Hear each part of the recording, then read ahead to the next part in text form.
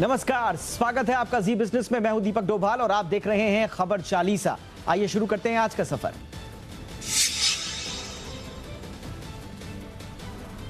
Corona के खिलाफ टीकाकरण बढ़ने की उम्मीद से आज बाजार में शानदार तेजी रही। सोमवार को भारी गिरावट के बाद आज सेंसेक्स और निफ्टी में अच्छी रिकवरी दिखी। बाजार ने शुरुआती सुस्ती दिखाई शुरुआत में, लेकिन बाद में 14,500 का स्तर पार करने की इसकी कोशिश सफल रही। अंत में सेंसेक्स 661 अंक की बढ़त के साथ 48,545 के स्तर पर बंद हुआ। वहीं निफ्टी 194 अंक की मजबूती के साथ 14,505 के स्तर पर बंद हुआ। कल यानी बुधवार को अंबेडकर जयंती के मौके पर शेयर बाजार बंद रहेंगे। आज के कारोबार में निफ्टी, फार्मा और आईटी इंडेक्स के अलावा सभी सेक्टर्स में तेजी देखने को मिली। निफ्टी ऑटो और पीएसयू बैंक इंडेक्स ने 4.25 से 4.5% की छलांग लगाई। निफ्टी मेटल, वित्त सेवा और निजी बैंक इंडेक्स ने 3 से 3.5% तक की तेजी दिखाई। निफ्टी ऑटो, फाइनेंशियल सर्विसेज, निजी बैंक और पीएसयू बैंक इंडेक्स पर सभी शेयर्स में तेजी देखने को मिली। सरकारी बैंकों में बैंक ऑफ महाराष्ट्र के शेयर ने 18% की छलांग लगाई। अदानी ग्रुप की company Adani ports and special economic zone के एस&पी डाउ जोन्स ने बड़ा झटका दिया है। एस&पी ने अदानी पोर्ट्स को अपने सस्टेनेबिलिटी इंडेक्स से बाहर कर दिया है। एस&पी डाउ जोन्स ने कहा है कि अदानी पोर्ट्स के म्यांमार की सेना के साथ कारोबारी संबंध होने के कारण यह फैसला लिया गया है। अदानी पोर्ट्स म्यांमार के यांगोन में एक पोर्ट बना रही है। एस&पी डाउ जोन्स की कार्रवाई का असर अदानी पोर्ट्स के शेयरों पर भी पड़ा। कंपनी के शेयर आज 5% से ज्यादा टूट गए, लेकिन अंत में सिर्फ 1.5% की गिरावट के साथ बंद हुए। वित्त वर्ष 2020-21 में भारत के इनडायरेक्ट टैक्स कलेक्शन में सालाना आधार पर 12% का उछाल देखने को मिल रहा है। इस दौरान कुल टैक्स कलेक्शन 10,71,000 करोड़ रुपए रहा। आपको बता दें कि इसमें जीएसटी भी शामिल है। 2020-21 का इनडायरेक्ट टैक्स कलेक्शन वित्त वर्ष 2021 के लिए संशोधित एस्टीमेट से 8% ज्यादा है। केंद्र सरकार के डायरेक्ट कलेक्शन में भी इस साल बढ़त देखने को मिली थी। टाटा मोटर्स की सब्सिडियरी जेएलआर की चौथी तिमाही में कुल रिटेल बिक्री 12.4% बढ़कर 1,23,000 यूनिट रही। हालांकि वित्त वर्ष 2020-21 में जेएलआर की कुल ग्लोबल बिक्री 13.6% घटकर 4,39,000 यूनिट रही। FY21 में चीन में जेएलआर की रिटेल बिक्री 23.4% बढ़कर 1,11,000 यूनिट रही। कंपनी ने कहा है कि चीन के अलावा दूसरे रीजन में भी प्री कोविड लेवल पर वो नहीं पहुंची है। कोरोना काल में बदलती जरूरतों के हिसाब से महंगे मकानों की बिक्री में तेजी आई है। कंसल्टेंट फर्म प्रॉप इक्विटी की एक रिपोर्ट के मुताबिक फरवरी में दिल्ली एनसीआर में महंगे मकानों की बिक्री पिछले साल से 54% ज्यादा हुई है। प्रॉप इक्विटी के मुताबिक फरवरी में लग्जरी मकानों में बिक्री देश के ज्यादातर बड़े शहरों में बढ़ी थी। रिपोर्ट में यह भी कहा गया है कि मुंबई में महंगे मकानों की बिक्री 37% बढ़ी, जबकि हैदराबाद में 8% घटी है। सरकार 1 जून से गोल्ड हॉलमार्किंग जरूरी करने जा रही है। सरकार ने आज साफ कर दिया है कि इसके लिए तैयारी पूरी हो गई है और आगे समय सीमा बढ़ाने की कोई योजना नहीं है। अब तक 34,647 ज्वेलर्स BIS के साथ रजिस्टर्ड हो चुके हैं, जबकि अगले 2 महीने में 1 लाख ज्वेलर्स का रजिस्ट्रेशन हो जाएगा। 1 जून से 14, 18 और 22 कैरेट के ज्वेलरी जो है वो बिकेंगी। देश में फिलहाल 40% हॉलमार्क वाली ज्वेलरी की बिक्री होती है। हॉलमार्किंग गोल्ड की शुद्धता का पैमाना होती है। मार्केट रेगुलेटर सेबी ने निवेशकों को चेतावनी दी है कि वो सेबी के फर्जी अधिकारियों से सावधान रहें। सेबी के मुताबिक ऐसा देखा गया है कि कुछ लोग फर्जी अधिकारी बनकर निवेशकों से पैसे ठग रहे हैं। सेबी ने इस संबंध में एक चेतावनी जारी की है। इसमें कहा गया है कि कुछ लोग निवेशकों की शिकायतों को हल करने के लिए उनसे वसूली कर रहे हैं। सेबी ने निवेशकों से कहा है कि वो उस तरह के ईमेल, SMS या फोन कॉल से सावधान रहें जिसमें समस्याओं को सुलझाने के लिए किसी तरह के पैसे या फीस की डिमांड की जाती है।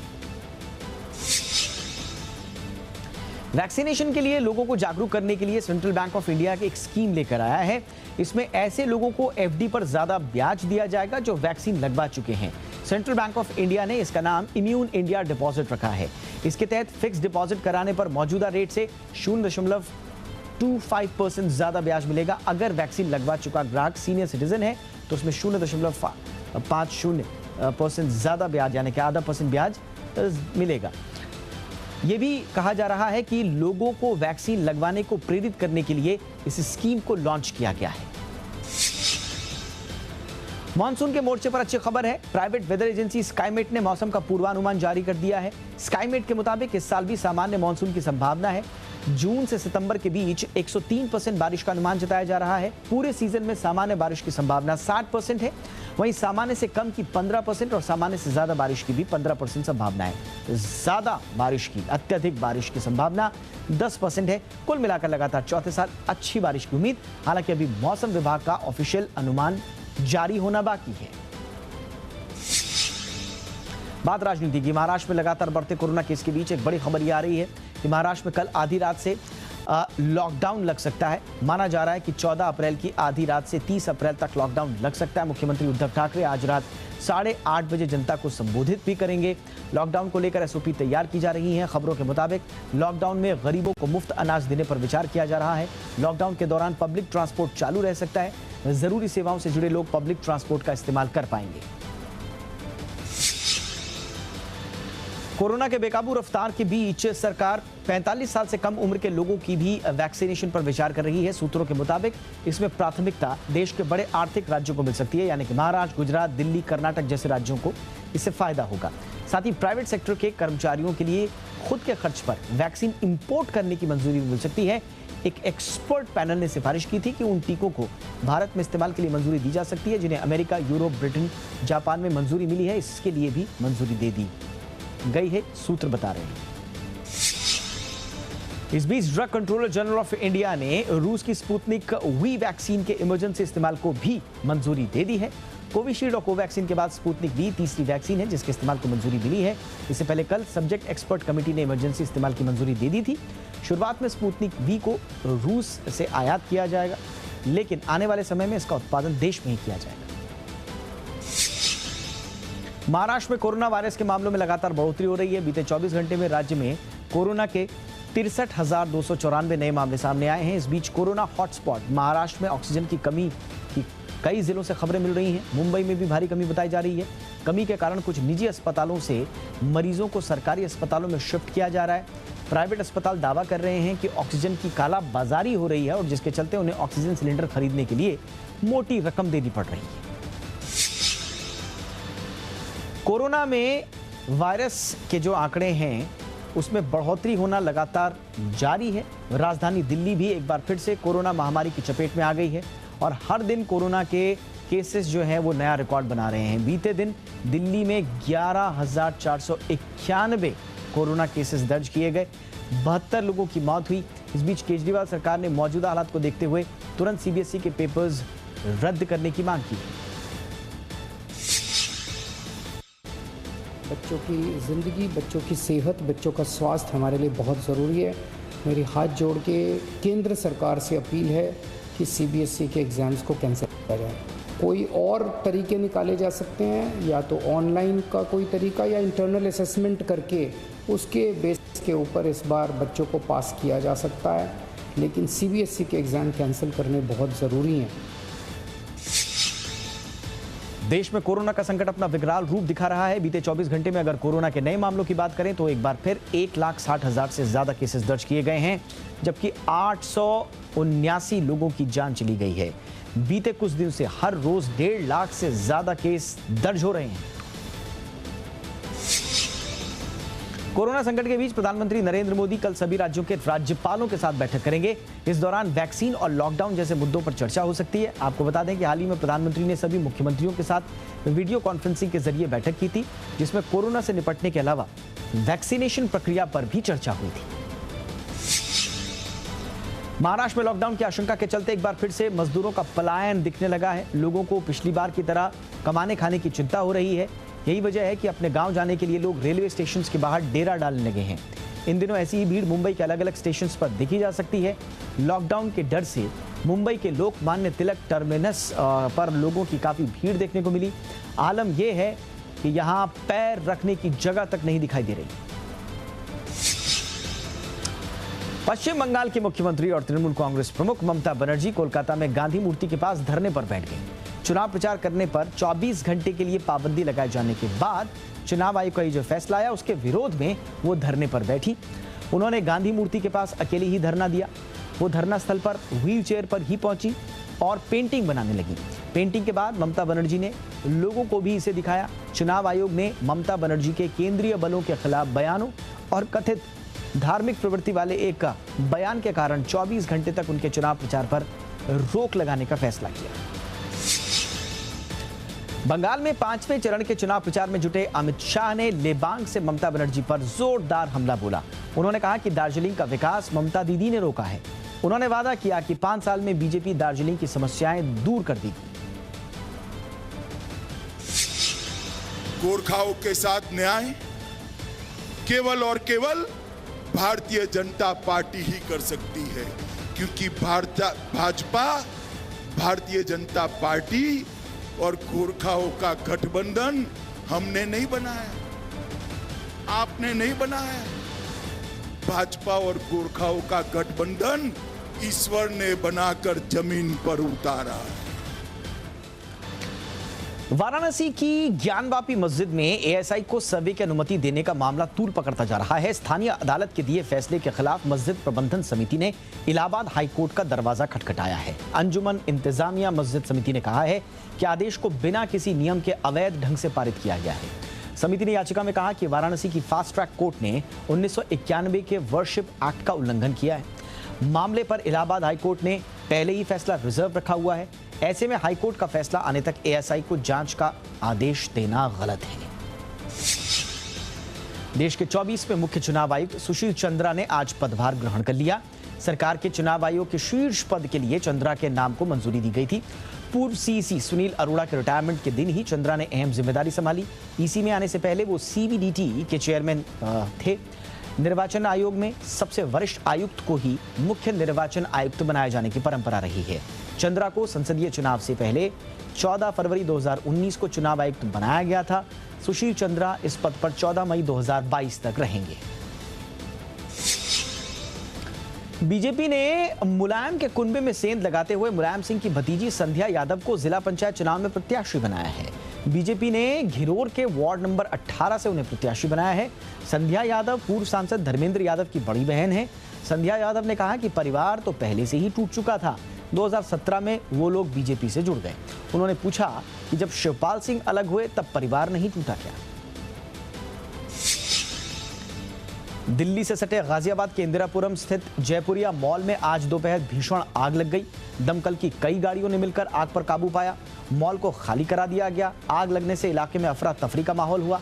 शुरुआती जांच के बाद शॉर्ट सर्किट के कारण मॉल के तीसरे फ्लोर पर स्थित बैंक्वेट हॉल में आग लगी और बाद में पूरे मॉल को अपनी चपेट में ले लिया। फिलहाल इस घटना में किसी के हताहत होने की खबर नहीं है।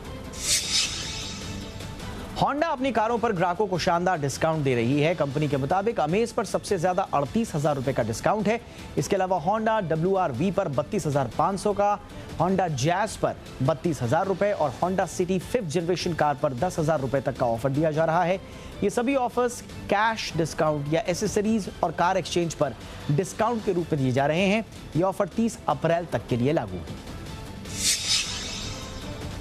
बॉलीवुड की पंगा गर्ल कंगना रनौत एक बार फिर महाराष्ट्र सरकार पर चुटीले अंदाज में हमलावर हैं। कंगना ने महाराष्ट्र सरकार के लॉकडाउन के निर्णय को लेकर अपनी प्रतिक्रिया दी है। कंगना ने अपने ट्विटर में लिखा, क्या कोई मुझे बता सकता है कि महाराष्ट्र में लॉकडाउन है, सेमी लॉकडाउन है या नकली लॉकडाउन है?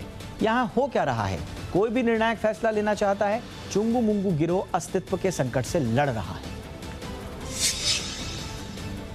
बॉलीवुड की मस्त गर्ल रवीना टंडन और अभिनेता अक्षय खन्ना पहली बार साथ काम करते नजर आएंगे। ये दोनों डायरेक्टर विजय गुट्टे की वेब सीरीज लेगेसी में काम कर रही हैं। वहीं अक्षय खन्ना और रवीना टंडन इस वेब सीरीज को लेकर काफी उत्साहित हैं। डायरेक्टर विजय गुट्टे इससे पहले the accidental prime minister film बना चुके हैं। वेब सीरीज लेगेसी के जरिए विजय गुट्टे डिजिटल जगत में एंट्री मारना चाहते हैं और अक्षय खन्ना और रवीना टंडन के साथ काम कर रहे हैं। बॉलीवुड और साउथ फिल्मों के मशहूर डायरेक्टर राम गोपाल वर्मा भी हरिद्वार कुंभ में लोगों की भीड़ को देखकर नाराज हो गए। राम गोपाल वर्मा ने एक पोस्ट में लिखा, जो आप देख रहे हैं वो कुंभ मेला नहीं है बल्कि कोरोना एटम बॉम्ब है। आपको बता दें कि बॉलीवुड में रणबीर कपूर, आलिया भट्ट, अक्षय कुमार, गोविंदा, कटरीना कैफ, विकी कौशल, भूमिका पेडनेकर जैसे सितारे कोरोना की चपेट में आ चुके हैं।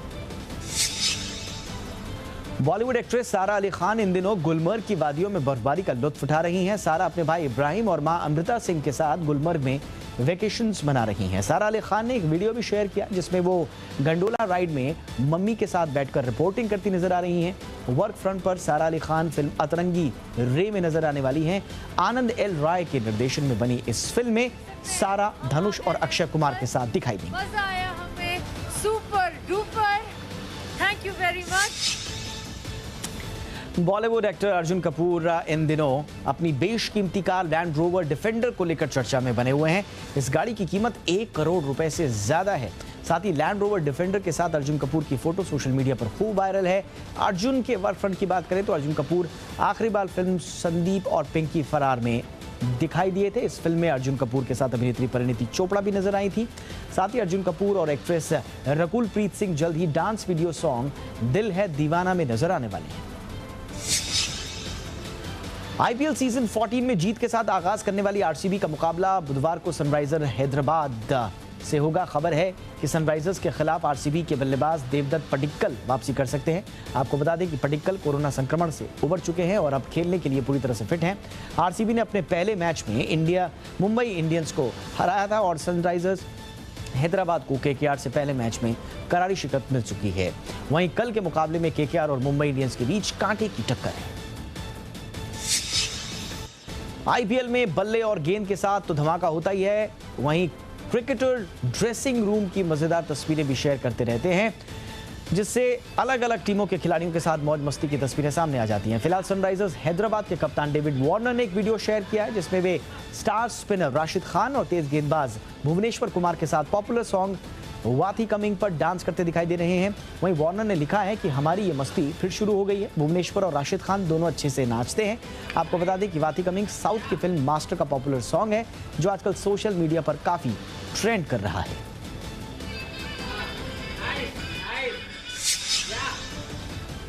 टीम इंडिया के अनुभवी तेज गेंदबाज भुवनेश्वर कुमार को आईसीसी ने मार्च महीने में लिमिटेड ओवर की सीरीज में शानदार प्रदर्शन के लिए सर्वश्रेष्ठ खिलाड़ी चुना है।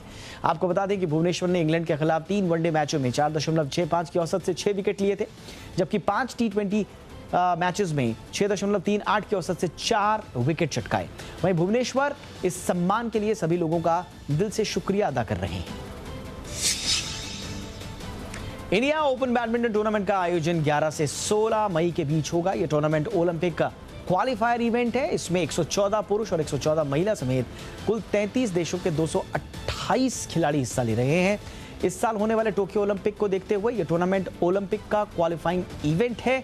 हालांकि देश में बढ़ते कोरोना वायरस के मामलों को देखते हुए यह टूर्नामेंट बायो बबल प्रोटोकॉल्स के तहत दर्शकों के बिना आयोजित किया जाएगा। भारतीय महिला बैडमिंटन स्टार ज्वाला गुट्टा के फैंस के लिए अच्छी खबर है। आज ज्वाला ने सोशल मीडिया के जरिए फैंस को बताया कि वो एक्टर विष्णु विशाल से शादी करने जा रही हैं। इन दोनों की शादी 22 अप्रैल को एक प्राइवेट सेरेमनी में होगी जिसमें कुछ करीबी लोग शामिल होंगे। आपको बता दें कि ये दोनों सितारे काफी समय से एक दूसरे को डेट कर रहे थे।